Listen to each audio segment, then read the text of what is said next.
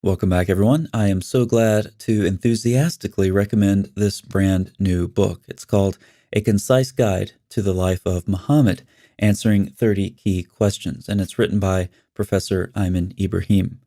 As the title indicates, this book is in a question and answer format, looking at 30 important areas of Muhammad's life. And Professor Ibrahim is well qualified as your sure-footed guide to answering these questions, combining his incredible breadth of background knowledge with his analysis of the relevant primary Arabic sources.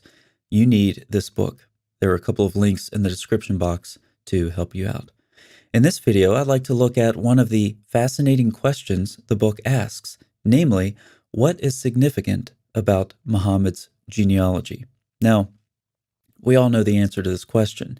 He's a descendant of Abraham through Ishmael, and we know this because we're told it by Muslims repeatedly, just like we're told repeatedly that the Quran is miraculously preserved or that Muhammad is the best person to ever walk the earth. And of course, when we're told about Muhammad's connection to Abraham, it often comes with, you guessed it, a lot of reverb and even some voices droning in the background to make it double extra super duper convincing. Muhammad bin Abdullah bin Abdul Muttalib bin Hashim bin Abd Munaf bin Qusay bin Kilab bin Murrah. But some of you skeptics out there may not regard repetition and reverb as convincing evidence. So what evidence is there for tracing Muhammad's genealogy to Abraham? A Concise Guide to the Life of Muhammad helps answer this question. In commenting on a related issue of the lack of evidence for Abraham visiting Mecca, Ibrahim says, nor can we even establish a connection between Ishmael and the Arabs, and consequently between Ishmael and Muhammad.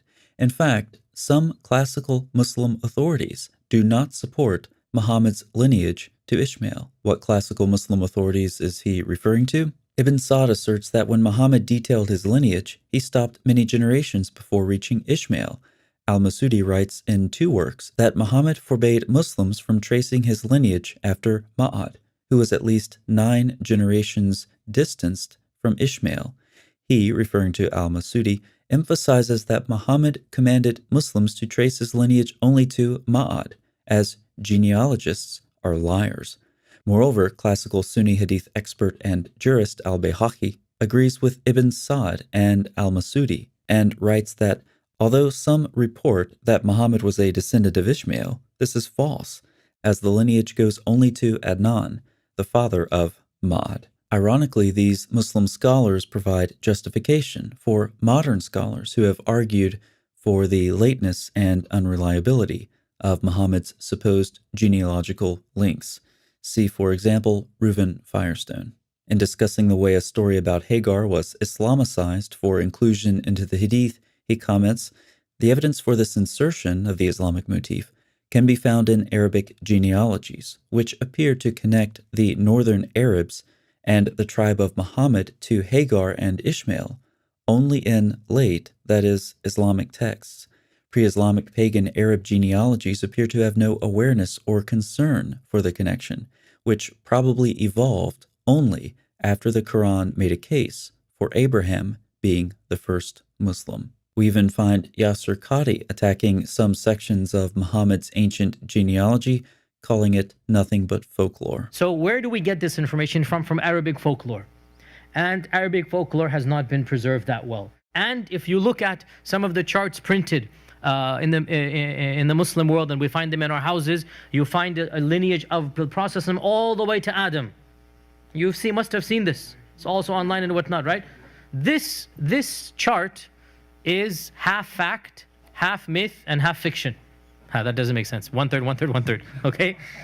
As for the fact, it is between us and between Prophet and Adnan. That's a fact. From Adnan to Ismail, somewhat of a myth. Then from Ismail to Adam, this complete, we take it from the Jewish Christian sources. We don't have anything in our tradition about the lineage between from Ismail and Ibrahim all the way back to the Prophet Adam alayhi salam. As expected, Dr. Ibrahim is able to cite more modern scholars who dispute the genealogical link from the Arabs to Ishmael which of course also breaks the link between Muhammad and Abraham. And as we've seen in doing this, these scholars really aren't much different from some important classical Muslim voices.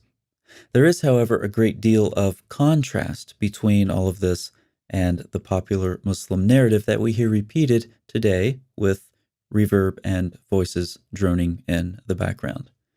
Given the foregoing, I can't see at all how it's remotely defensible to call Islam an Abrahamic religion. This has always been true theologically, but now we see that it's true genealogically as well. Ibrahim concludes by postulating why a connection between Muhammad and the biblical patriarchs was needed. Since no patriarch is more important to Christians and Jews than Abraham, Muhammad's lineage had to be connected to him. And so a connection was made, though the connection was late and the genealogical enterprise was substantially limited by the Prophet of Islam himself.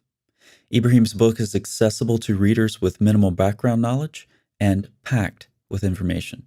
And there's also a section in the back of the book that will give you further reading on various topics. So, was Muhammad a descendant of Abraham? Let me know what you think in the comments section below, and be sure to pick up your concise guide to the life of Muhammad to explore this and many more important Muhammad questions and answers. Thanks so much for watching. I'll see you next time.